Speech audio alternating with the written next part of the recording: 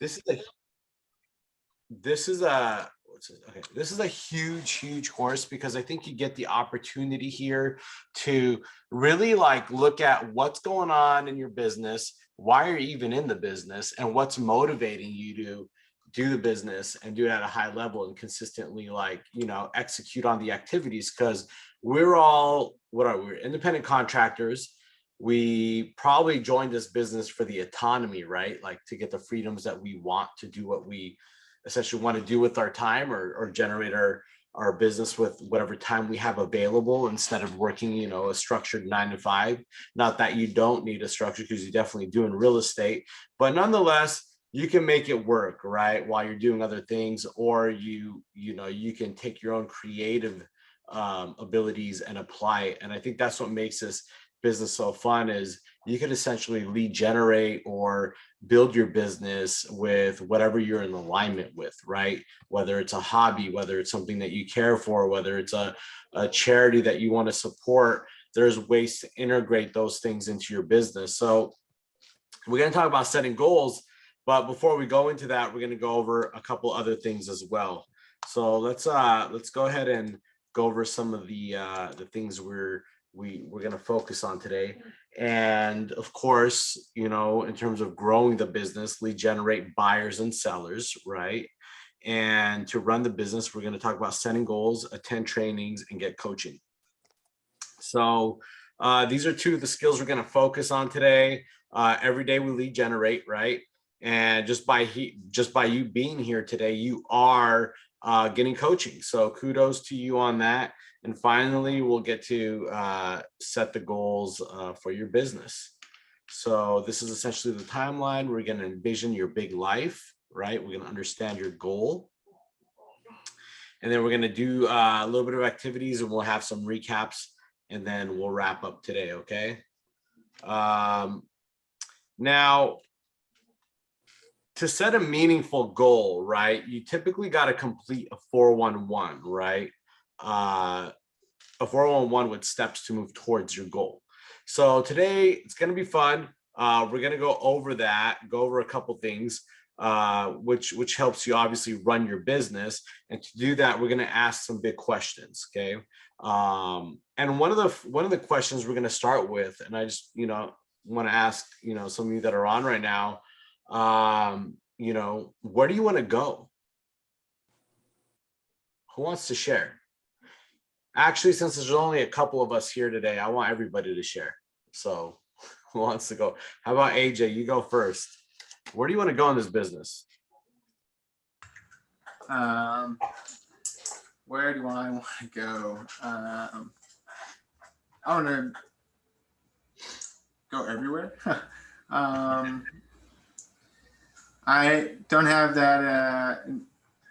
I guess for me, actually thinking on it, for me, it's to set me up for like other things. I want to go. I want to pursue like being a paramedic, but I also know that like that doesn't like make like a whole bunch of money. It's just more of like a self-fulfillment sort of thing. Okay. And I just want to set myself up to do that, and still, have the freedom to travel if I want, and help my mom out if she needs it, and to still like be able to invest and to acquire property. If I stay on the track of like just medic, and it's not, I won't reach any of those things like very quickly. So it'll take decades to get there. Right. Awesome. Thank you for sharing that. Karina. Hi. Hi. I do have big goals here. Okay. Awesome. So I want to be financially independent. I don't want to trade time for money like I'm doing right now. I want to buy investment properties to get cash flow. Love that. You said something very key. I say it all the time. I don't want to trade my time for money, right? How many people end up working, only to fund the 401k, and then, they spend all that time, all their life working. That 401k only gets them so far, right? Especially with how expensive things are getting. We don't know how much money we need when it's time to retire, right? So what are we putting in place and structures? And real estate is one of the best vehicles to help hedge against that and grow passive income, residual income, and have something that can replace, you know, whatever you're trading your time for today, right? With money that's going to fund the life that you want tomorrow. And I think that that's extremely important. So thank you for sharing that. My goal is to be like Remo. Everybody's goal is to be like Remo. Is Remo on? He is not. Oh, okay, that's too bad. He's out probably hitting some golf balls right now. Right. That's awesome. So yeah, so you know, real estate gives you those opportunities. Who else wants to share? Does anybody else want to share where they want to go? Cassidy, she's going to share where she wants to go in this business. Go ahead, Cassidy.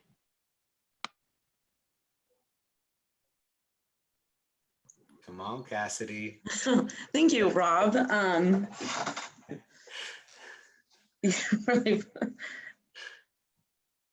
I kind of agree with what everyone's saying, especially AJ. You made a good point, so I kind of want to second yours. Awesome. Anybody else? Cool. So we're going to move on. So, you know, there's all these things that like, you know, it's a good question, right? Like, where do you want to go? And I like it because everybody kind of like took a step back and just like really thought about that. And it's like, sometimes you got to ask yourself those questions, right? Are you checking in on yourself, seeing if you have clarity in where you're moving? Because if not, now is the time to do it, right? And then there's another big question here that I'd like to go over with you guys. And that's like, what's your motivation? So maybe some of us are still figuring out little by little where we want to go, but what's the motivation behind that? Anybody want to share what their motivation is? Yes, my motivation is that as I get older, you know, I feel like I don't have more time, and my kids are getting older. Then pretty soon they're gonna start their own family, and I don't want to be a parent that's only gonna see my kids, you know, once or twice or 3 times a year. If they move out of the state, I want to have the flexibility. Wow, that's big. Thank you for sharing that. Who else? Let's get some of those motivations out, guys. This is like the, you know, you could set all the goals with the biggest numbers or whatever number works for you and all that stuff. But if there's no why, there's no motivation or something really moving you. And I'm telling you, most of the time it's really not about the money, right? The money is the vehicle to fund whatever lifestyle you're looking for, but there's typically a bigger why behind it. So what's some of the motivations? Who else would like to share? I'll share my motivation. My motivation for me is, so first of all, it's my kids and my wife, first and foremost. I don't want to be that person. I grew up in a household where, you know, my dad, even till today, still works very, very hard. And, you know, I've got to grow up and I've seen him miss birthdays and miss events and miss a lot of family time and things because he had to go out and provide. And for me, I grew up always having that in the back of my mind, learning from, I'm not going to call mistakes because everybody has their path and they, you know, and he's always following his passions and I respect that. And that's why he does what he does. But for me, I was like, you know what? I want to be there wherever I want. I don't want to be bound by specific things in life that are going to limit me from doing what I want to do. So real estate for me gives me the opportunity. And as an investor, and I do own some doors and I am earning income now passively, I do have a lot of the flexibilities and freedom to really do essentially what I want when I want, right? Outside of my commitments to what I do here in Keller Williams in terms of leadership and other things like that.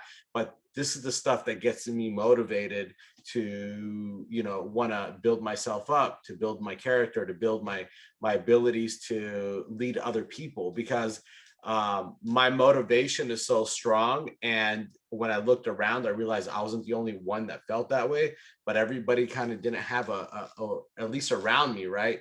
A different way of looking at things. So as I stepped out and I started searching for this and being in these environments that we are here in, like, let's say Keller Williams, it's priceless, right? Like, to have people around you that want to help you grow and really build a life by design. And I think you can't, you don't find that everywhere. And that's one of the things why I invest my time so much doing this stuff, is because I get to sit here and kind of share my why and my motivation, to just show people, hey, there's a way, there's an opportunity for you to get that, right? So that's what's there for me. And last, but certainly not least, like, how do you get there, right? So how do you guys get to where you want to go? Now, you know your motivation, right? And if not, that's okay. Some of us are probably still like out there searching, like, what's really there, right? But at the end of the day, like, how do you get there? How do you guys think you're going to get to where you want to go? How about you jump in on this one, Rob? Because I think you're someone who's positioned himself, strategically. I've got to know you for a while now, and I think that you've been maneuvering certain things, and where you want to go, and you're doing things together. So how do we, as a team leader, how can you explain to some of the students here in Ignite, like, how do you get where you want to go? Well, first you got to know where you want to go, the Right. destination, and then you have to let people know the destination. And then you actually have to help put a plan together to actually get there and enroll some people in your world that's going to help you accomplish that goal. Absolutely. So our goal as leaders is to find out where you want to go in your career, right? Write that down, and then how soon you want to be there, and then build you a roadmap to get there. And then you got to do the work. So if you're willing to do the push-ups, obviously you're going to get to where you want to go. So, but definitely having a plan and actually having that written out and then sharing with people. Absolutely. Having a plan is by far the first step. Writing it down, like, there's a Harvard study that broke down people that graduated and that had a written plan, and those that didn't, and those that graduated with a written plan earned 10 times the amount of money of those that graduated without a plan. And that's just to show you how much writing things down is so powerful and gaining clarity. But Rob also said something that I also think is very important, is enrolling other people in your vision, right? And then the other side of that is emulating people that are already doing what you want to do, right? Finding people. Why do we join teams? Why are we joining offices? There's a path that's created already, right? And when you can jump on a path that's already been paved for you, and with proper coaching and guidance, you're able to essentially avoid the pitfalls, right? Collapse time, get where you need to go, right, in a shorter time frame, and essentially get to your destination, right? That's why they say, like, as time progresses, things get more, if you're in the right environment, things can happen for you really fast, because you're in an environment that's conducive to getting you where you want to go in a much shorter period of time. So I think that's super, super key. And you guys are all doing a good job, honestly, by just joining Ignite, right? Like, you get to, or your Keller Williams offices. I've been to all the offices that are all participating in these Ignites here. And I could tell you, there's a lot of people with a lot of big vision, a lot of ways to do this business, and they all do it differently, and they do it at a high level. And, you just can't beat that, right? Like, you could find something, see what your cup of tea is and what works for you and how you like to do things. And more likely than not, somebody's doing it already. And guess what? You don't have to sit there and go through that learning curve.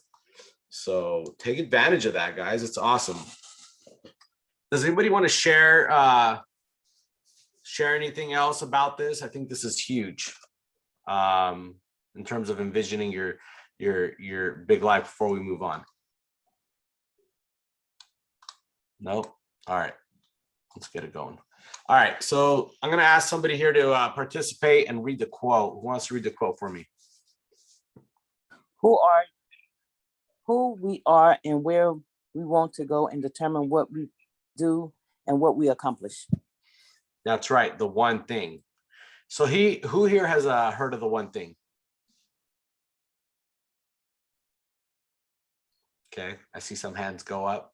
That's awesome. If you guys have not read this book, I'm telling you, it's one of those books that are just timeless.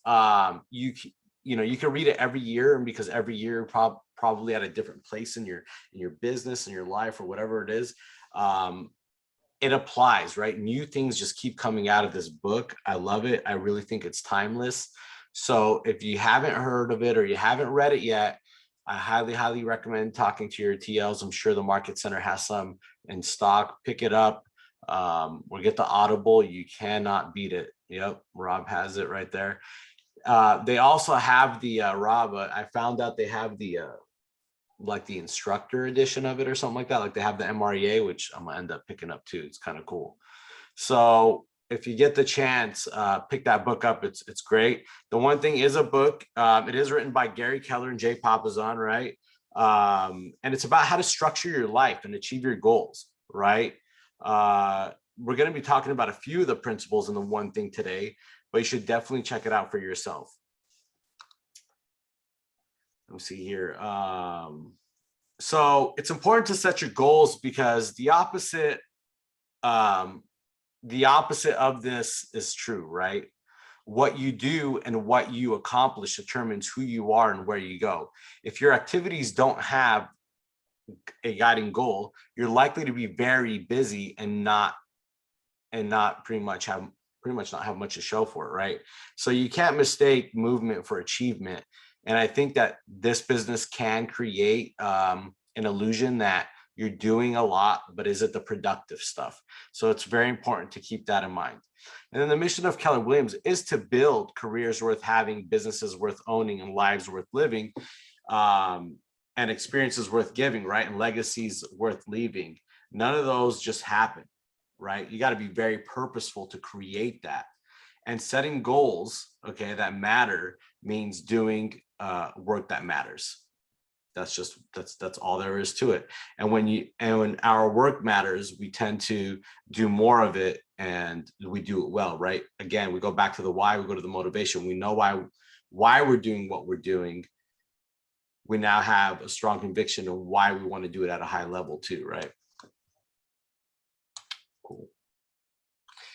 So this slide here on the side is telling us think, act, and achieve, right? If you look at the structure here, you've got, the left side here it's showing us thinking, the bottom is time and effort. And then we got some lines in there. You got those actions where you got small outcomes, and then you've got actions where you got these big outcomes, right? So part of achieving goals, right, is working hard. I think that we can all agree on that, right? And if you put in the time and the effort, if you don't put in the time and the effort, you're not going to get very far. So looking at the paragraph, what else is important to setting and meeting goals? We could take the actions. We could take the actions. That's extremely important. But what else?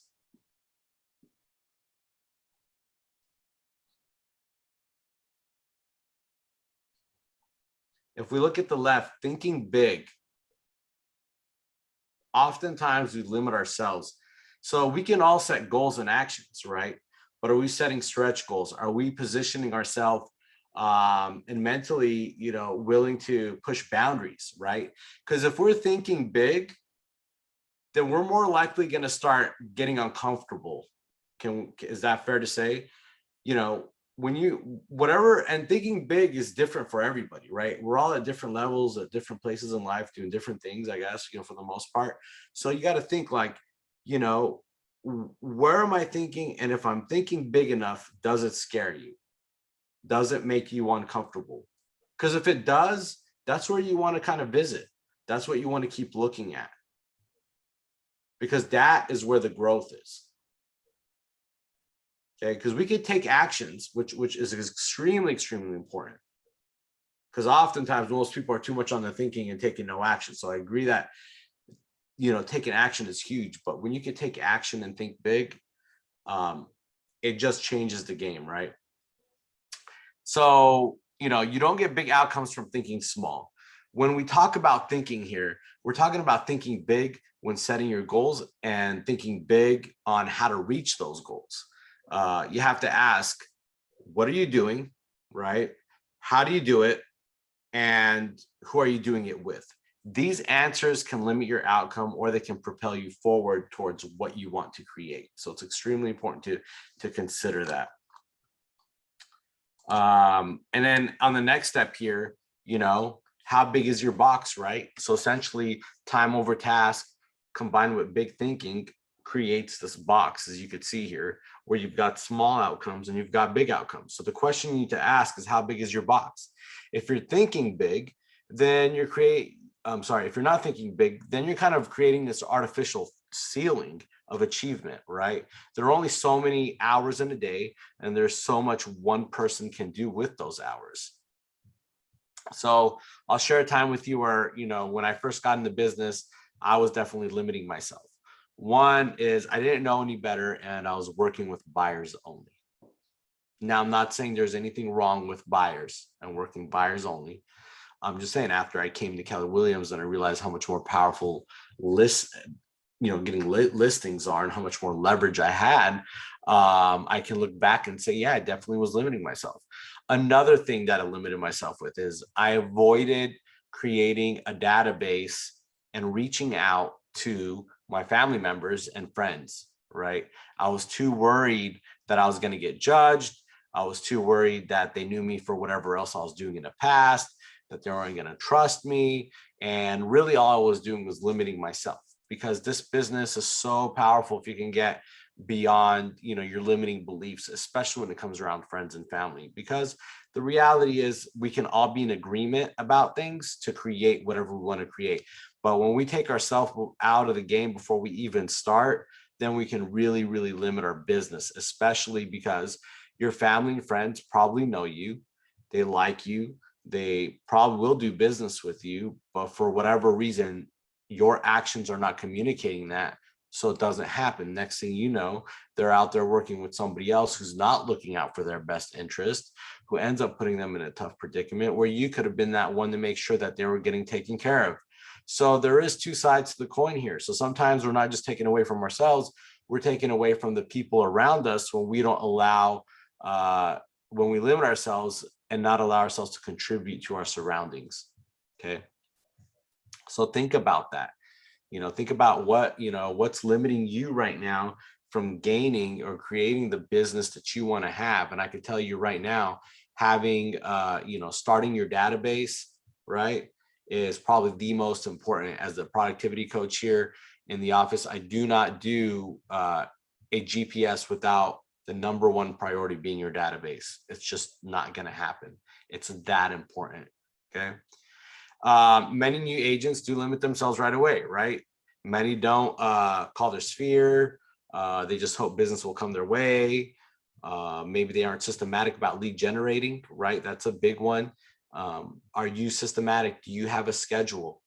I will tell you that one of the biggest ways for you to grow your business is to have a schedule, share it with somebody, build some accountable, and show up.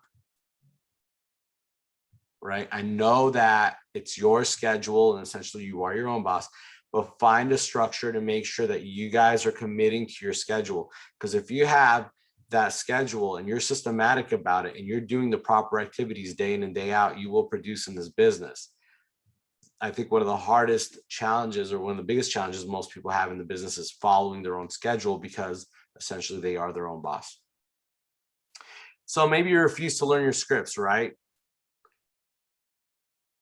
How about that? Some people limit themselves by not learning their scripts.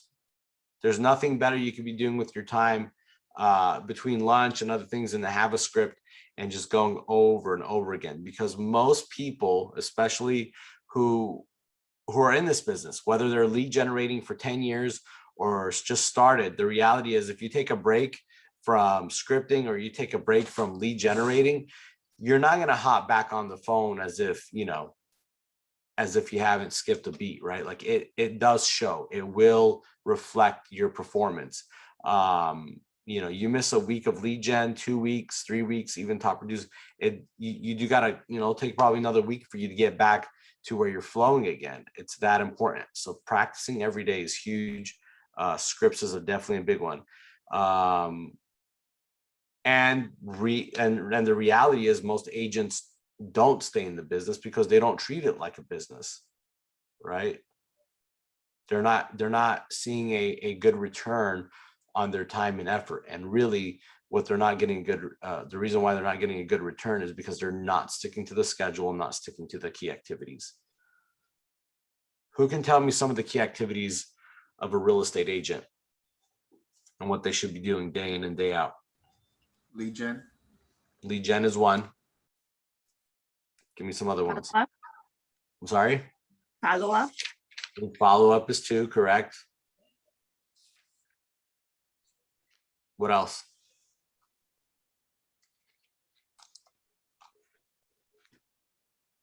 How about scripting and role play? Right? Going on appointments, negotiating contracts. Essentially, those are your top five. I think that was five, right? So, you know, if you have a schedule and you make sure you scheduled and you time block for those items, right, that we just talked about right now, you know, essentially you're doing everything you should be doing in your business, right? So consider, like, what's my schedule look like? Am I being purposeful with my time? And, you know, what matters most? And are you feeding your database daily? That's another big one, right? Cool. Let's go on to the next slide here. All right. So I don't know if some of you guys have your activity with you right now, your participant guide. If you don't, I'm going to put it up anyway, but I am going to do a 10-minute activity, and I want you guys to, you know, I want you guys to really look at this, because we're going to do an activity where you help envision your big life. Okay. Once you have that vision in place, then you could set a meaningful goal that will bring you closer to that life, right? And that's what we want. And once you have that goal, we can talk about how to reach them, and it all begins with your vision. So if you have your participant guide, you can open it to page 3. On each of the 5 rectangles there, write a person or a cause that you care about. Okay. What would you like to do for that person or cause, right? And then you're going to repeat for each rectangle. For example, maybe you want to, you know, be able to care for your parents as they age, send your kids to school without debt, pay for a vacation, right, for you and your best friend, support a cause that, you know, for a charity, right? Like fund a charity, right? Or support your local animal shelter, whatever that is for you, right? And you can be one of the people like to care about, right? Perhaps your big life includes prioritizing your health, so you have more time and energy to give, or paying off, you know, your own student loans. There are no wrong or right answers to this. It's just what's there for you, right? And include an estimate of how much each of those actions would cost. Now, in the center circle, we want to quantify what this big life requires financially and how much would these things cost. So some of the parts of your big life will likely require time as well as money. So remember, right, that as business owners, we'll need to budget our time, budget our money as well, right? We got to budget those two things. And and we do want to know, like, you know, where we need to make available to spend, you know, what's the priority in spending more of that time, or more, or how can we do more of what we love while we're budgeting this time and money, right? And how can we put that all together so it's just integrated? So the rectangles the rectangles represent your big life, and the center circle is your goal. So let me go ahead and pull that up for you guys here. Okay. Participant guide. What do we say? Page 3. Move this over.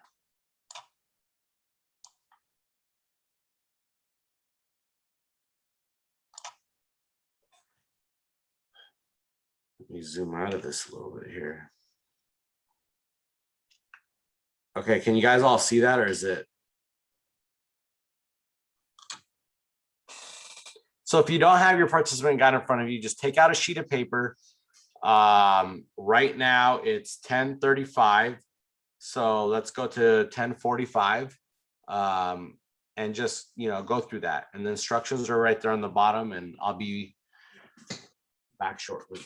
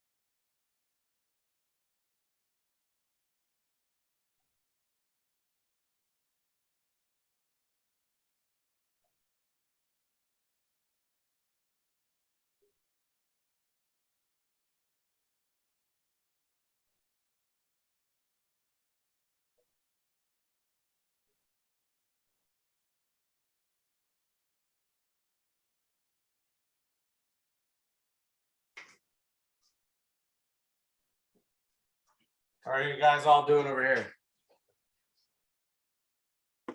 Good? Yeah. All right, good.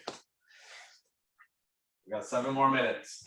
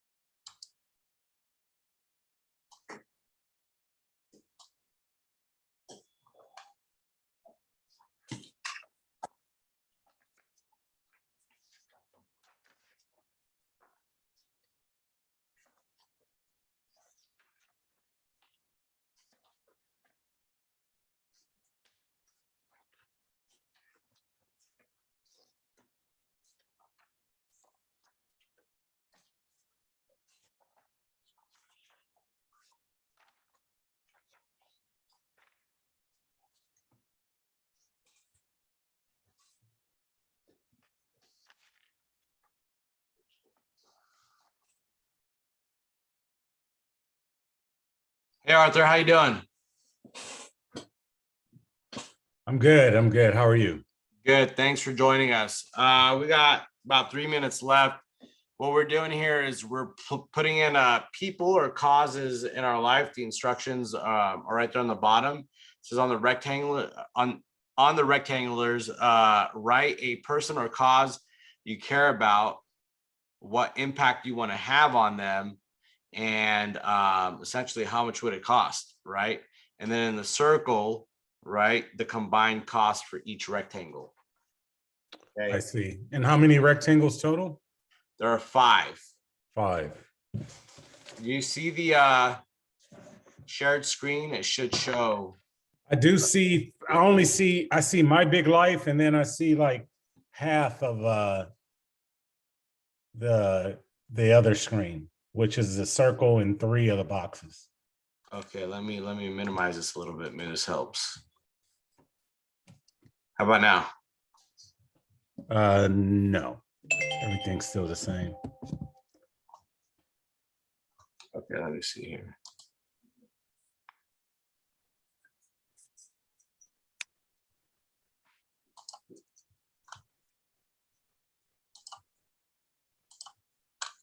How about now? Oh, okay, good. Yeah, yeah. A little small. I don't see anything inside the circles though. Yeah, you got to fill that in. That's where you put who Okay. or what cause you got. Got it. Mm-hmm. This is a big exercise. I don't want to, I don't want to skip out on it for you guys. So I want to give you guys the time to really think about this, because you'll start to realize really where your why and what your motivation comes out from, like really doing these things, right? I think you had a very big one, Karina, so it's good you put those in.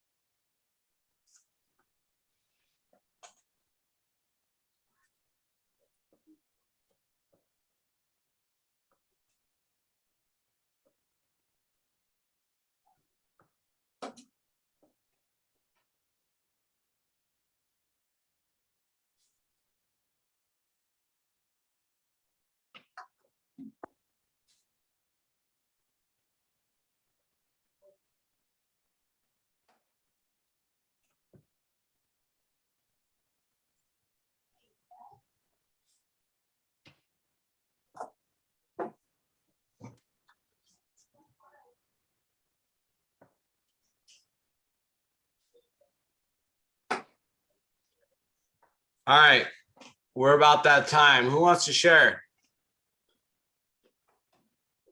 I know these are estimated numbers. Who wants to share what what that number is in the middle to fund that big life, to support the causes or the people that they want? And look, this doesn't have to be 100% right now, but we just kind of want to get you guys thinking, right? I'll go, Eddie. Go ahead, My- Ken. My number is, I might be off, but it's 275,000. Okay. And the first one is that I love, giving to the church. So I was saying about, I would like to donate 10,000 to the church. Okay. Okay, second is I haven't bought a house out here, but I have bought homes before, but I want to be able to put 20% down on me a home for myself. Okay. Number three, I like to upgrade my car and pay cash for it. Okay. Another one is setting up a college fund for my grandchildren. Love And about put maybe starting off with maybe 20,000. Okay. And the last one is to travel, to go some of the places that I have on my bucket list. That's awesome. So we did this in a 10-minute exercise, and I think you got some clarity around, you know, and maybe got re-present to like why it is you got to make the money you want to make, right? Yeah. And the fun part about this is you can break this down, right? Especially with our price points, which we'll do in a little bit. You know how many transactions will actually take to get to that 275, right? You can get to see how that's set up based on your split and your structure and everything else. So thanks for sharing all that. That's amazing to do that. And I'm gonna encourage you all to go deeper on this. You know, whether it's this week or this weekend, if you have some time, you know, if it's that car that you want, go and test drive that car, go to the dealership, get the true, you know, numbers after taxes, all that stuff. Like get some real numbers around and get details on these things you have in your boxes and come out with a more, you know, solidified number to get you where you want to go. I think it goes a long way. And I've done quite a bit of self-development courses and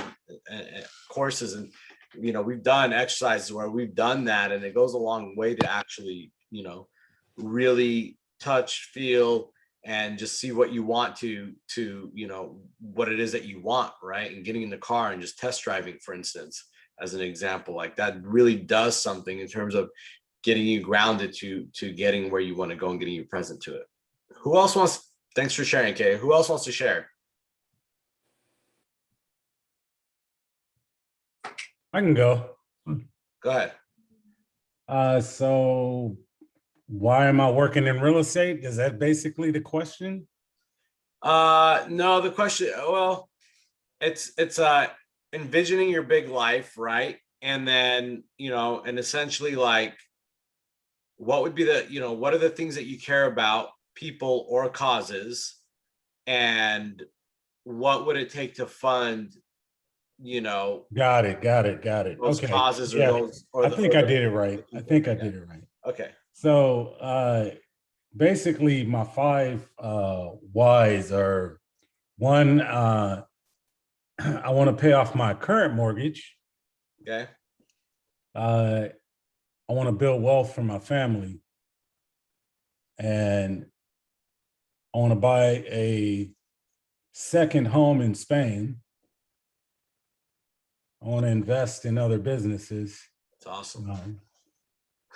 And then obviously financial independence. And my numbers, you know, in terms of cost to finance that, we're at about, well, to finance the purchase of the home and pay off my mortgage, probably around 1.2, 1.3 million. And Got it. then in terms of financial independence, my personal number is like 3 million. Got it. Yeah. Awesome. Thank you so much for sharing that, guys, and being, you know, and willing to share that. See, you know, these are the things that start to get us again re-present and just clear about what it is that we're doing, right? And why we're doing it. So kudos to you. Thank you all for sharing that. I'm going to go back to the slides now. Let me minimize this here.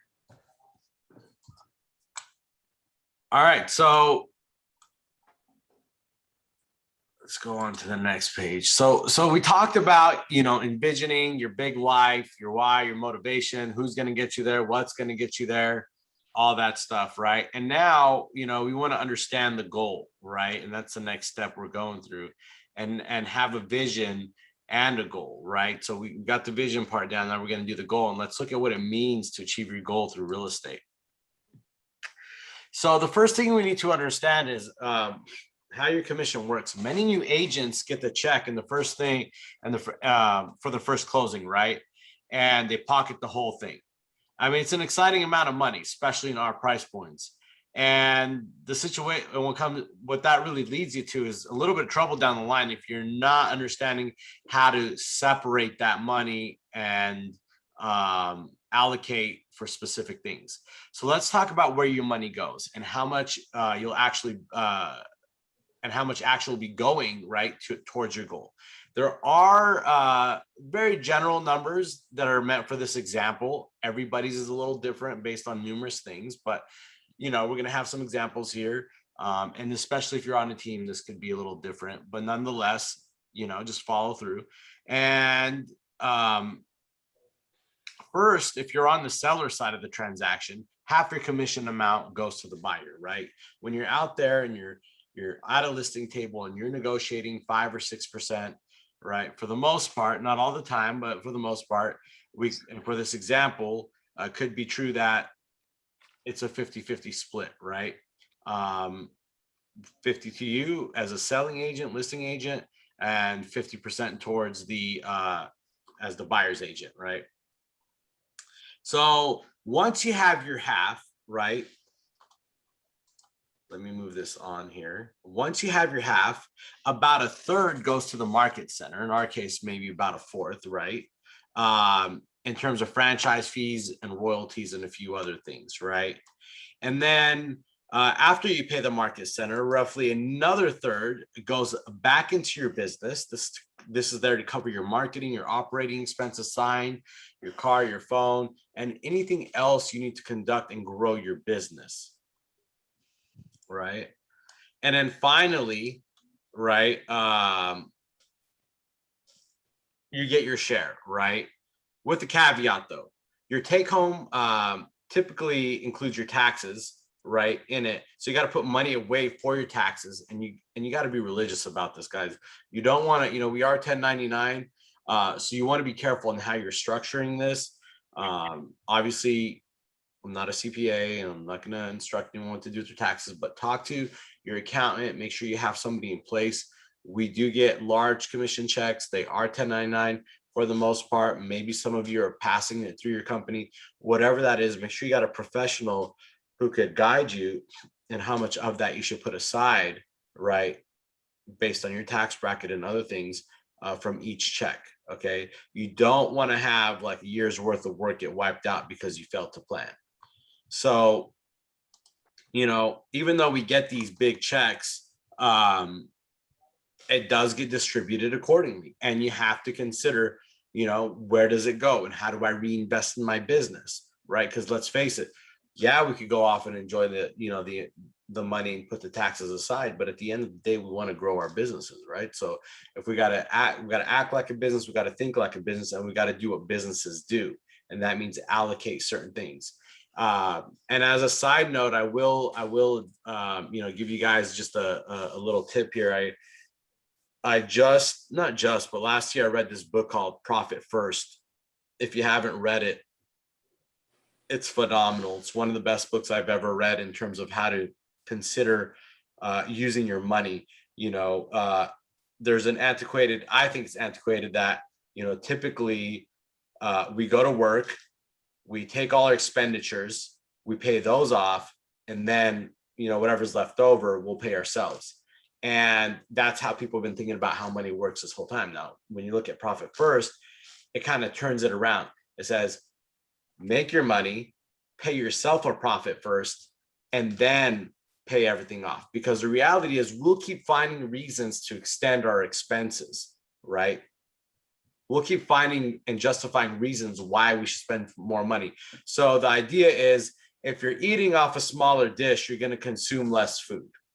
Meaning if you got a smaller pool of money, right, because you're taking your profit out first to work with, you're going to be more diligent. You're going to be more precise in how you spend it. And you're going to probably make sure that you're not spending it on things that probably don't matter as much. So that to me is just a little side note outside of Ignite that, you know, it's a great book. It's been circulating around. It's a super cool system. It might work for you, might not, but nonetheless, it's not going to hurt you to figure to try to look into it. I think it goes a long way. So check it out if you ever get a chance.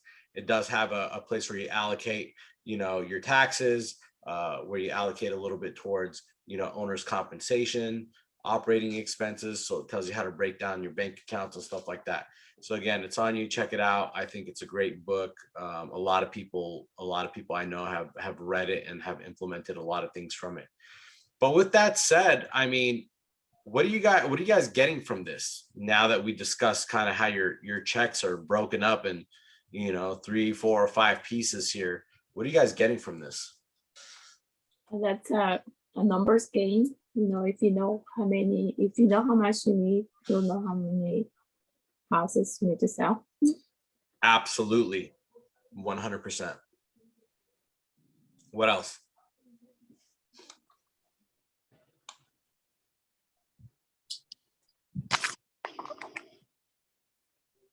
Learning what you should put the money. Right? Where to put the money. I think it's extremely important. I do a thing here in the office where it's LID. I actually took it from our Quantum Leap course with Gene Rivers, and I essentially took an Excel sheet and I itemized just a list of things just to expand, you know, my mind, the agent's mind, or whoever's on it, of, you know, certain things that they probably would spend money on that they're just not thinking about, or is not always in their foresight at that moment as they're spending money that they need to allocate funds to. And it's a whole list on the personal side. And then I took the list out of the MREA and I put that on the right side. So now you got your personal expenses and you got your business expenses. And then we combine that and we see where you're currently at now in terms of just like what your income is, where you want to go, right? To fund that big why, or to get that car, or to retire your parents, or pay off your house, or whatever that is on one side. And then we identify the gap. And once we identify the gap, then we take that financial goal, and that's the goal that we put on your GPS and start to break down your strategies and priorities to get you there. And I think that's super cool, because what we're able to do then is get you and keep you present to what your why is, expand your mind that maybe you don't know how much money you really need to retire, because who knows what that looks like if you're retiring 30 years from now, or 10 years from now, or 5 years from now. What thing, you know, how you know, are we hedging against inflation? Is it really going to be enough? Right? Are there unexpected unknowns that show up in life that might just offset what we thought was going to be enough? Right? So those are the things that we want to look at to see, you know, are we where we should be, or should we expand our goals a little bit to make sure that we have, you know, we have some things covered. All right. So let's go into this next piece here. This example is provided in the red. You can see the updated information. We, you know, it's actually not up. I can't change these slides, but you know, we want to kind of think about what numbers are more realistic to our price range, right? For me, I wrote down my example here, and I put the average sales price of 600,000.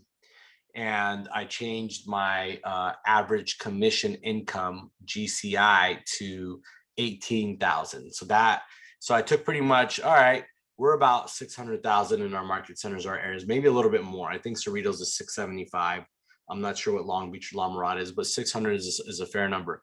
So let's say that if our average price point is at 600,000 and we're getting an average GCI gross commission income of 3%, that puts us at 18,000, right?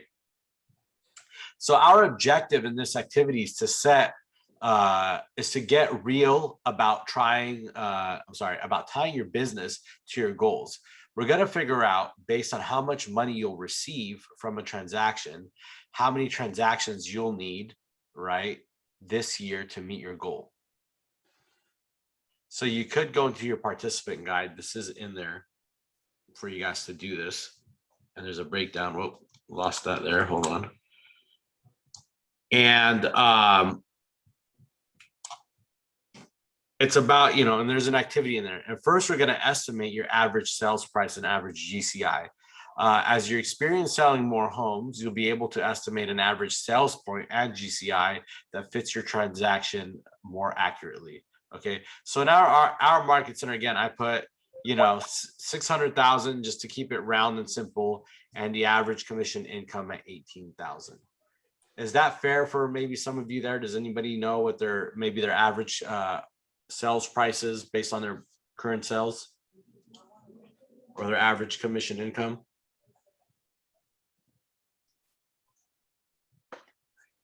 Nope. Yes. No, maybe. Okay. Let's keep it going then. We'll figure this out. So here it says essentially examples. So provided here, like, we're going to figure out how much your commission is going to be in your market center. So let's say in my case, we put 18,000. We're going to multiply your GCI by your market center company dollar. And that number is capped at least in our market center. I'm not sure where you got, I'm pretty sure all our market centers are pretty much the same. If you're an individual agent at $22,000 cap, once you cap, you don't have to pay more to the company, towards your company dollar or the market center until your next anniversary date. So how many of you know your anniversary date or anniversary month?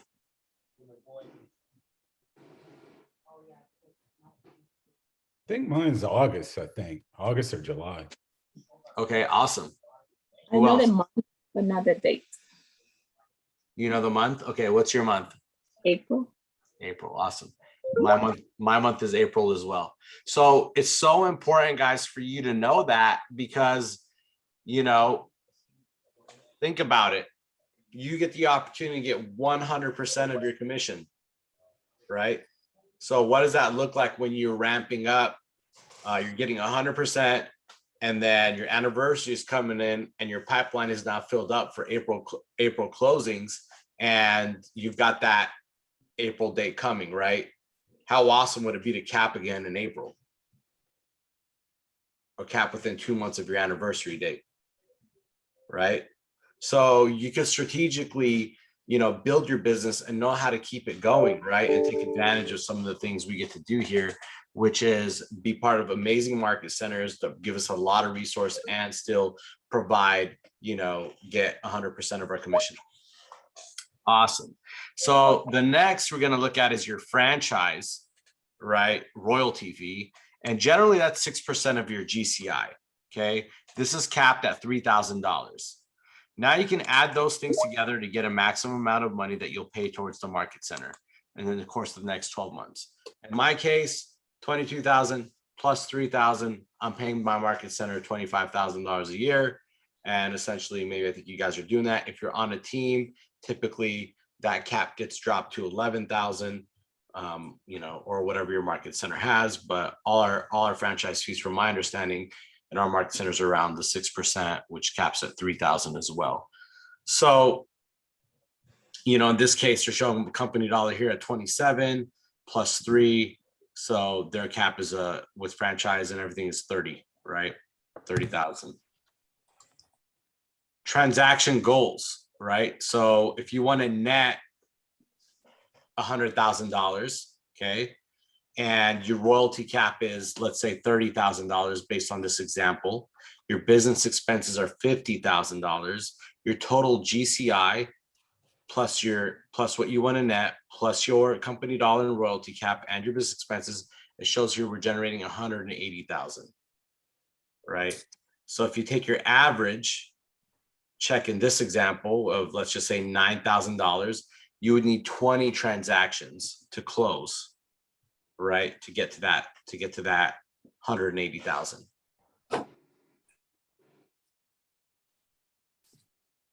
I'm telling you guys, our average commissions are double that. So just take that 9,000, double it, right?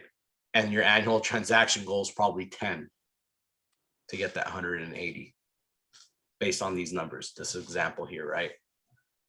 So just want to expand your mind a little bit. You got to think about what you want to net, what you're paying out to your market center, what your overall expenses are, right? And then you could take your GCI divide that, and then you'll find out how many, how many transactions you need. And I think that's very, very powerful because now you got some clarity, right? And how, how many transactions you need. And if you're going after listings, I'll tell you, it's even better because, most people are like, I want to close 36 transactions. The best way to close 36 transactions is to get 12 listings. Because for every listing you get, right, you should get at least 2 buyers out of that listing or 2 transactions to close if you're leveraging it right. So 12 listings, right, gets you 2 buyers. That puts you at 24 buyer sides, 12 listings, 36 transactions, and boom. Some people might be able to just swing it with 6, right? Based on some of these numbers. Think about that. Based on our price points, we're pretty fortunate. There are a lot of areas where they're, yes, doing high volume, but they got to close a lot because their average price points are around the 300,000 mark. So consider that. So it's, and these are great exercises if you guys want to break down more of this stuff in detail. There's 2 ways of going about it. Obviously, one is sitting with your market center productivity coach, your TL, right? They can both go through an exercise to dial that in for you. And 2, you could set your goals in Command, and it already has a built-in calculator that you can, just plug in the numbers and it'll essentially give you your breakdown. And if you're using Command and you're actually inputting all your listings and your closed transactions in Command, and you have your goal set in there already, it also tracks where you are, how far you are from your goal. So, if you guys ever get the opportunity and you're not doing this, I would highly, highly recommend getting with somebody who is and dialing this in, because you can look at your business day in and day out and see where you're at and keep track of it. And it keeps it nice and clean, gives you some images and gives you that clarity. Okay. So right now we're talking about do the right activities. Okay. So who here has discussed the 80-20 principle? Who knows what the 80-20 principle is? 20% of the people do 80% of the business. Correct. Who else? How else do you guys want to shape that? 20% of the people make 80% of the money. Mm-hmm. So, right. So, your 20% is essentially your big rocks. And the point of our conversation today is not to be discouraging, but it's to equip you with the reality of how to succeed. No matter how big your goal, right, you can achieve it in the real estate business, as long as you focus your time and effort on the right activities. Now, here it's showing us that 20% of our effort is going to produce 80% of our results. Right? But it could be the other way around. If we're not doing our big rocks and we're spending all our time doing all the things in the 80%, we're only going to produce 20% of the results. Okay, so this could be flipped. So you want to be careful with that. Okay, in the 1940s, right, a little story behind this.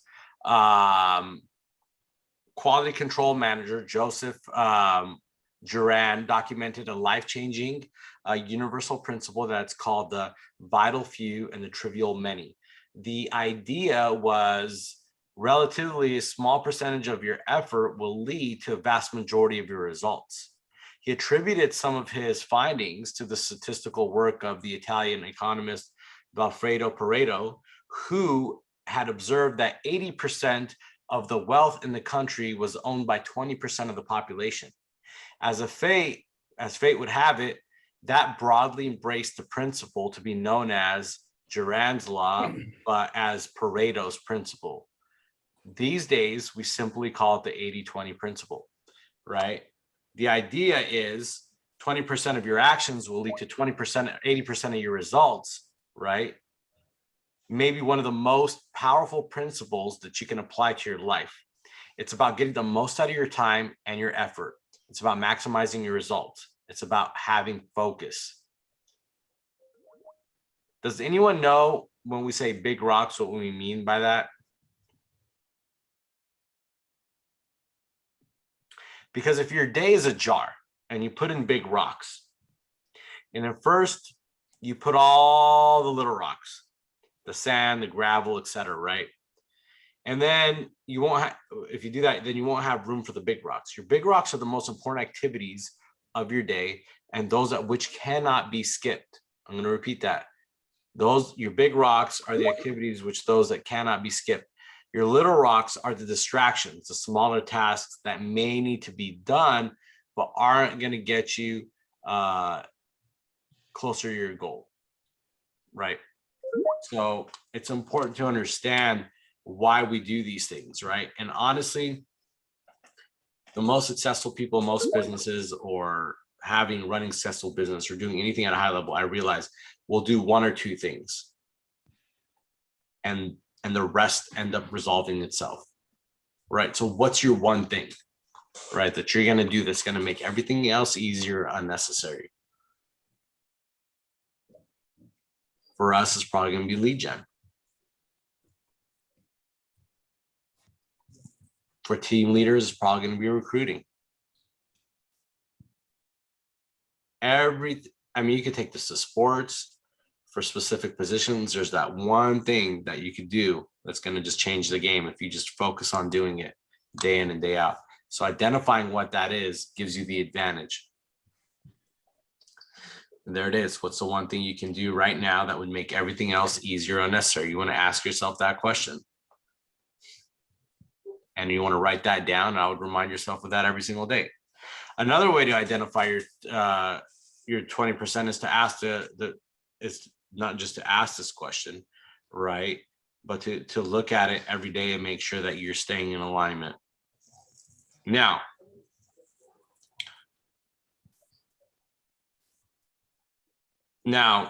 it says here, sorry, there's some things it wants me to address here. It says, while asking this question is simple, it could take some practice to dig deep down and find the best answer. So let's work together in finding out what that is. So I want you guys to share with me, what's that one thing for you guys right now? Making my phone calls for me. Okay. For What me, else? it's because I'm new. It's telling everyone I know that I'm in real estate. Love that. What else? Mine's is making my calls and follow. Awesome. I agree, guys. Nothing we could do better than doing that right now. Letting people know, conversating with people every day, asking for the business, making care calls, checking in on people. If we don't have appointments, I mean, this could be another thing. If you're making all your calls and you feel like you're not getting, some results, and you want to like get out and get into an appointment, but you don't have one, call some people in your sphere, go out and have coffee. Create seeing people face to face, if that's, available to you right now. I think that, you could ultimately start to create it. But yes, your one thing is to let people know you're in the business, but you want to focus on, the things that matter. Going on appointments are always going to be your most also dollar productive activity, in terms of appointments do translate essentially to having contracts, right? So, going on appointment, making your calls and going on your appointments are the two things I would focus on day in and day out. Cool. All right. So here's a list of activities that we see. Let's see here. Hold on. So here's a slide of activities we see every day. We know that this is how successful agents spend their time and how you'll spend your time. Remember, everything on this list, right, will have to be done. We're trying to identify our 20%, which action will get us the most and the best results, right? So that we can do everything else. So looking at these activities, which activities is a successful agent? Which is you, right? What's the 20%? Lead generate. Yep.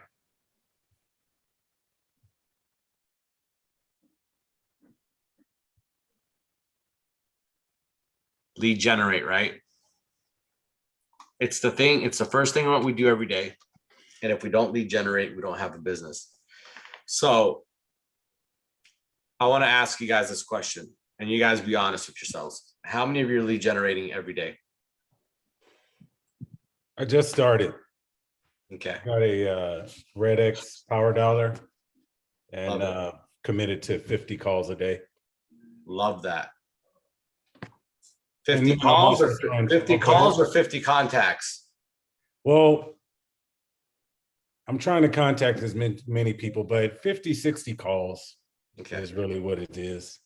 right. And between that 50 calls, like yesterday when I did it, I made about 8 contacts. Got it. Yeah. Okay, awesome. And what are you calling? Who are you calling? if you don't mind? Expired. Expireds. Got it. Thanks for sharing that. Who else wants to share? Oh, I'm not gonna lie, I haven't been calling this week, but I like cold calling. I try and at least try and do it for like 2 to 3 hours. okay, Calling my sphere, calling just cold calling. Expired. right. Okay, got that. So what I want to get to with this is earlier in this, when we started this, our discussion, or, you know, this Ignite, I talked about how important scheduling is and how important it is to respect that schedule and mean it. Because, you know, lead generating is one of those things that you can do. And if you could start at 8 or 9, trust me, fires don't need to get put out in this business till 11 or 12 that's really when they start showing up. So if you're getting up every day and you're doing some key things and you're preparing yourself, you're scripting maybe at 8 or 8:30, you're getting in the and you're getting on the dialer at 9, you know, you can go to 12 before you probably have to start dealing with the externals. And I'll tell you, there's nothing better than you guys could do than putting in your schedule when you're going to lead generate, how many contacts you're going to have when you lead generate, and start tracking so you can have a frame of reference. Because if you don't start tracking and you don't have a frame of reference, you're not going to know how many contacts it takes to get to appointments, how many appointments it takes to get to a contract, and how many contracts you need to get to a closing, right? By tracking, we're able to take all these little levers and knobs and we start adjusting them so we could see whether it's a skill issue, right? Or it's something else that we need to look at to help, or if it's a conversion problem, whatever it is, to get you where you need to go in your business.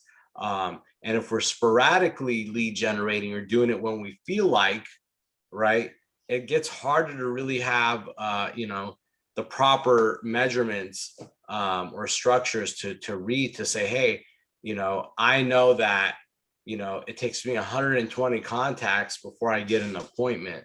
So if I need to book 2 appointments this week, I need to have at least 240 contacts. And what does that break down into a day? Right? So you got to start thinking that way.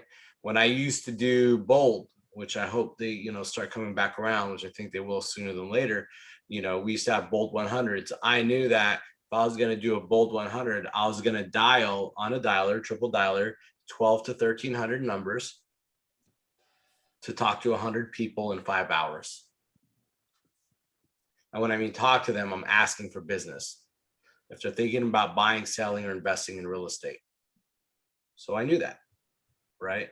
So it's important for you to start to know where your number is and what your number is to get to that, to get to that appointment and get there. And then once you figure that number out, that's the first step. Then it's about how do we improve our skill to a level such that we can bring that number down. How awesome would it be that if you asked for the business 80 times that you booked an appointment, or 60 times? A successful agent, you know, you're really, you got high skill if you're converting on 60 contacts. I'll tell you that right now. Especially if you're just cold calling. That's huge. Even 80 is big. So, you know, just consider that, right? Also, who you're calling is another thing. If you're calling your sphere, right? If you came from a previous business, People like you, they know you, they did business with you before, right? So letting them know that you're in real estate now can go a long way. They probably remember the character that you carry and the level of integrity you ran in your previous business. They'll probably love to work with you in real estate too. Most people probably won't take that on because they think that, oh, I'm new to real estate, or whatever limiting belief is there, that I did this business, so they're not going to work with me in real estate. That's all self-limiting beliefs. The best way to launch your business is really off your sphere, your database, people that already know you, like you, and I'm telling you, most likely they'll do business with you. So get on that. I think it's super, super important. The way we get clarity and the way we do our business is having your 411. Your 411 is a tracking tool, right, of our big rocks, ensuring that all the activities tie back to your goals. It helps us focus, right? This is you do have this in your participant guide, and you also do have it in your toolkit, your Ignite toolkit. There's a digital copy of it that you guys can get through there if you need it. I could show you guys at the end of our Ignite here where to get that toolkit if you like. And the way you use this 411 is typically you're going to identify your annual goals, right? Then you're going to break those annual goals into your monthly goals, and your monthly goals go into, your weekly goals, and your weekly goals then are what we call, live weekly goals. So it chunks down, these big numbers that we might have that might not seem attainable on an annual level, but really when you break down your weekly goals, it's amazing. It's amazing what you can create with just one appointment a week in this business. Trust me. Sometimes we break down the calculation. It's like 0.7. It's not even like one appointment to hit some of your goals. That's how amazing it is to really get the clarity of breaking it down and, and like bringing it to what your daily activities look like. And if you're executing at a high level with what your daily activities are, then guess what? You're knocking it out. And let's say you finish early, go home. If you have extra time, stay and double up on your lead gen, right? But what's cool about the 411 is you can execute on it, and the quicker you execute on it, that at least you're keeping up with what your goals are telling you to what your goals are set for. The problem is when you're setting goals, but you're not taking them serious enough to do your activities, and you're halfway into the year and you're far off, then we have to recalibrate. So who here has completed a 411?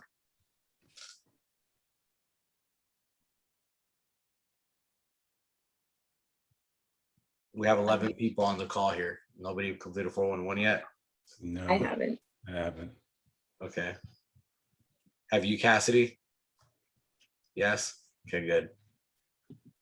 All right. So I am going to go ahead and highly advise you guys to go to your TL, go to your PC, tell them I need to create a 411 in your market centers. Okay. Super, super important. Take your GPS, translate it to your 411. When you get your 411 done, put it into a schedule, because those activities will break down into a schedule. Okay. Okay, let's see here.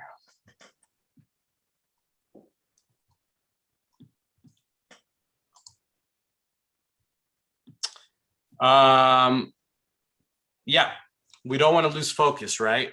So the reality is the day-to-day life of a successful agent is very repetitive. Okay. We know that it's a lot of routine, but the routine is your freedom ultimately. And the results that you need to live, right, the life that you want, often gets done and gets paid off through hard work. And it sometimes could be a grind, but the key to success in that is to love the grind, right? You'll enjoy honoring your systems and skills to compete at a high level, because once you start to get success doing this, you start to love it, right? Like I realize that anything that seems mundane or repetitive could get boring, but when you start winning with something, it's kind of hard not to like it, right? And oftentimes in the beginning, because we're not maybe, I don't know, we're not the best at our craft yet, there are challenges, and typically people aren't willing to to work through those challenges to where they start getting some results. But I'm telling you, once you get some results, it gets fun. Honestly, like everybody, there's a lot of people I talk to that don't like calling. But I'm telling you, if you were calling and you were making $500,000 a year calling, you wouldn't mind it. It's not that bad. The conversations you have with people always get pretty interesting. I'm just giving you guys some just real life examples here. There are opportunities with just, willing to work through the initial challenges that come with starting anything new, right? And then learning to love the process. And once you start to love the process, you're kind of golden at that point. And then bring people on board with you, right? You have the opportunity to do this. You don't have to do this alone. If you guys got call nights and stuff like that, it's fun doing it in a group setting. So that's just like one way of doing it. If you enjoy having gatherings at your home and you want to watch NFL games, great. Invite 50 people over and watch an NFL game, right? Make sure you've got some, and have whatever you need to make sure everybody's having fun, but be purposeful when you're around those 50 people. Let them know why they're there, right? Or inherently just let them know, just be purposeful in your conversations about real estate. At the end of the day, they know, right? People do client appreciation parties. They take tons of people to movie theaters, right? And they'll have showings and stuff for their clients. There's all kinds of ways, what I'm getting at it, to creating a lead gen model that you enjoy doing, right? That includes your hobbies and things that make you happy, that will ultimately turn into business for you, as long as you're purposeful in how you go about it. So consider that, right? Like, love the grind and get in alignment with what that grind looks like for you and make that happen. So I'm going to ask you to do something, and this may feel silly at first, but it's a crucial part of, building careers worth having and businesses worth owning, and lives worth living, right? And that's to turn to page 8 of your participant guide. And we're going to go and create ourselves a little ritual to think back to your big life and your goals that you set for yourself, and to think about those people or causes that you named as something you care, that you care about deeply.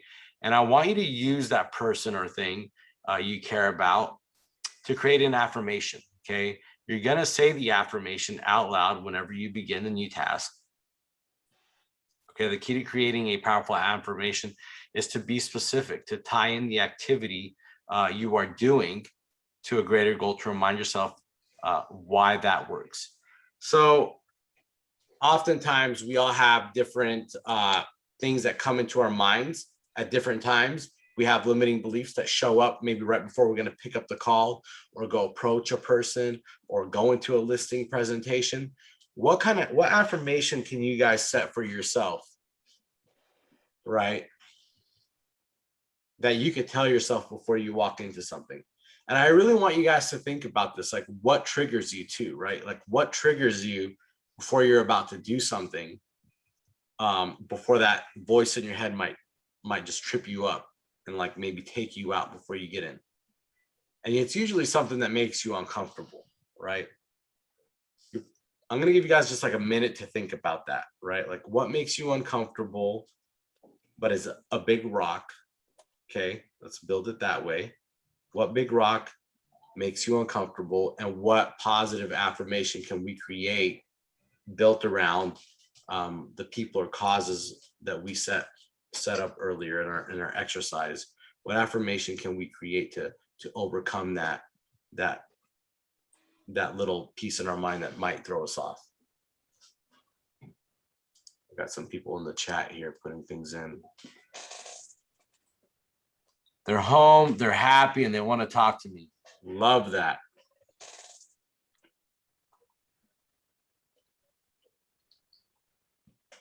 Sorry, I didn't see all these chats in here.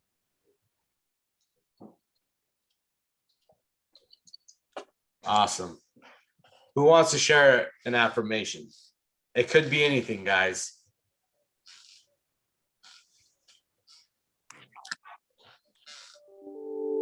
Karina, you want to go?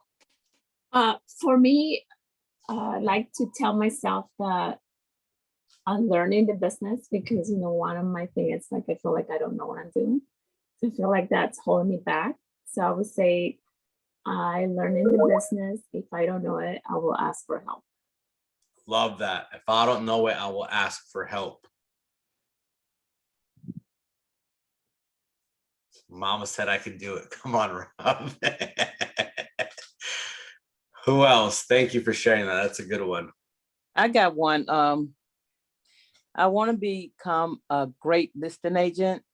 Most of my sales have been mostly with buyers, and I Okay. have fear there. And so I want to tell myself I'm a great listing agent. I'm a great listing agent. Love that. That makes me want to do it more. It makes me want to say, I can do this. I'm going to do this. I will do this. That's right. And you know why this is powerful? We have a machine between our 2 ears, and that machine just spews a bunch of things out all the time, right? But if you stick to your word can overcome that machine. So if you have an affirmation and that machine now correlates a feeling with a thought because you're about to pick up the phone or you're going to go on a listing appointment, you can now have something that puts you in the right state of mind, right? When that machine starts trying to go to work on you, right? Because it wants to protect you. It wants to, keep you where you're at. So it's important to have these tools in place so that we affirm ourselves when it matters the most, and we can successfully go ahead and create what we want and not be stopped by ourselves or this machine that's trying to run us right between our 2 ears. Thank you guys for sharing that. Let me go ahead and minimize this.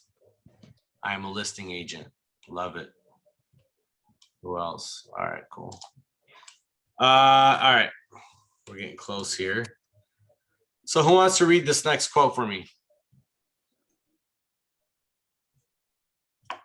Accountable people achieve results others can only dream of. That's right. That's correct. Goals without accountability are just wishes, guys. We're more likely to do what we've said we're going to do if we know we must answer to someone. Okay, I'm going to repeat that.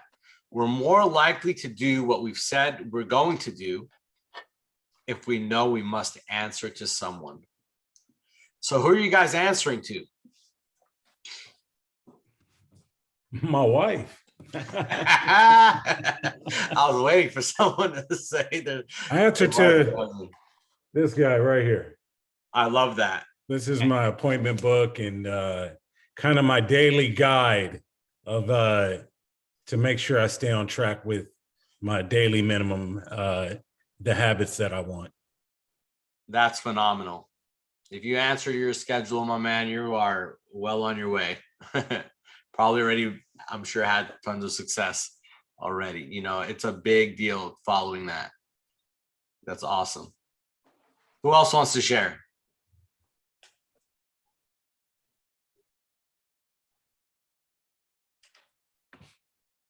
Who's got someone? If you guys don't have anybody, I'm going to ask that you find someone in your market center that you think is disciplined, or their actions show that they are disciplined and that they are consistent in what they do, and enroll them. Enroll them to ask you how many contacts you had every time they see you, or how many appointments you went on that week, or whatever that question needs to be for you. Just find someone to hold you accountable, even if it's just, once a day or a text message, right? Just set up a structure. I think you'll be surprised in how that starts to shift your activities, knowing that someone's going to ask you that question, right? Coaches is another great way to, your productivity coaches are a great person to go to for this in your market centers. Talk to them, let them know. It's like, hey, I want you to hold me accountable. This is what I'm doing. I'm going to talk to 100 people this week. I'm going to ask for the business from 100 people. I'm going to go on 2 appointments, right? If I have no appointments, I'm going to lead gen 2 extra hours each day, whatever that is. Okay. Just find someone to help do that with you. All right. Now, let me see here. There's a little bit of a housekeeping here. It says participants to find accountability partner in the room. Okay. I just told you guys find one in your market centers because we're part of 3 market centers here.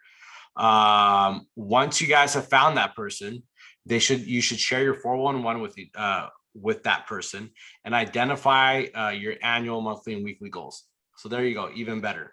This is Ignite is telling us to take your 411, find someone, right, to hold you accountable and share your 411 with them. In their calendars, in your calendars, you should set up a time to check in with each other and discuss their progress and celebrate each other's victories and encourage each other through opportunities. You can't beat that, guys. Just find someone.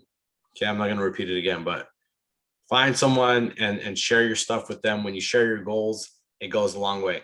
For me, when I really want accountability, I'll put something out on social media. There's just something about that drives me nuts. If I told 2,000 people that I have as friends that I'm doing X, Y, and Z, then there is no going back to it. Like there's just something about that I just can't help. Like I'm not going to have my word on that. So whatever gets you going, figure that out and make it work. Because some people say, you know what? I'm going to be accountable if I'm not accountable. If I don't do what I say, I'm going to pay $100. I found out that sometimes money doesn't move people. People will pay $100 over and over again. But if you pay let's say an agent in the office, right, that, might be your competition all the time. If you got to pay them $100, that might move you a little different. So find out what motivates you to make sure that you can be accountable and share that with whoever you're sharing your 411 with, so that they know that if you're falling behind on your goals, that they have the right stuff to tell you or the right structure in place to make sure that, you'll follow through on what you said you're going to do. All right. With that being said, let's go ahead and talk about some ahas. We're wrapping up. It's 11:39. What are some ahas that you guys got from today? For me, I really liked focusing on the one thing that I can do right now that will make everything else easier. Okay. Awesome. Love that. For me was breaking down the numbers, and once I break it down, they don't seem too overwhelming. Big one. That clarity is power. What else?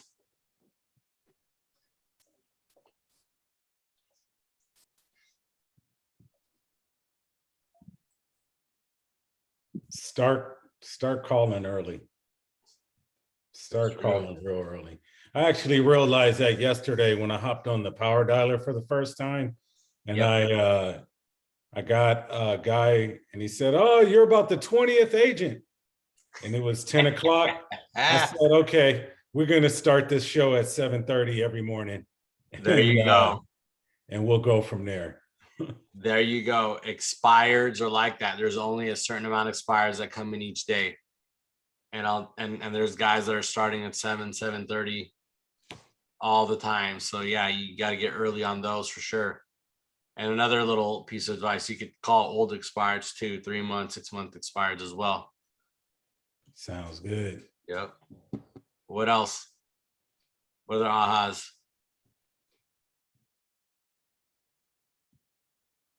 How about knowing your why and having your big vision?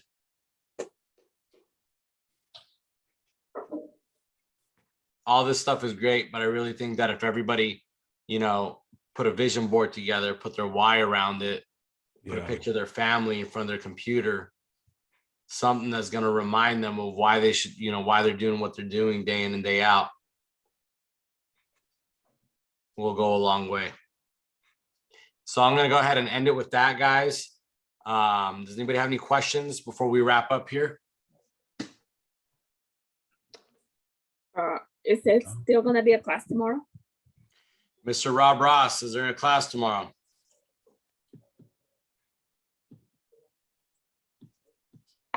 He's probably not there. Cassidy, do you know? Yes. Okay, yes, there is. Thank you. Sure. All right, guys, that wraps us up. If you have any questions, feel free to reach out to me or your productivity coach in your market center. We'll be more than happy to help you. And yep. I have a plan. Yes, bring it tomorrow. That's what Rob says. Got it. Thanks, Rob. All right. So with that being said, Rob will be on tomorrow. You guys have a good day, and I'll catch you next week. Or you do the Anything same. here? Thank you. Now, I'm sorry. What is that? could I text you? I got just a quick question. Sure, you can text me. Okay, All right. Bye. bye-bye.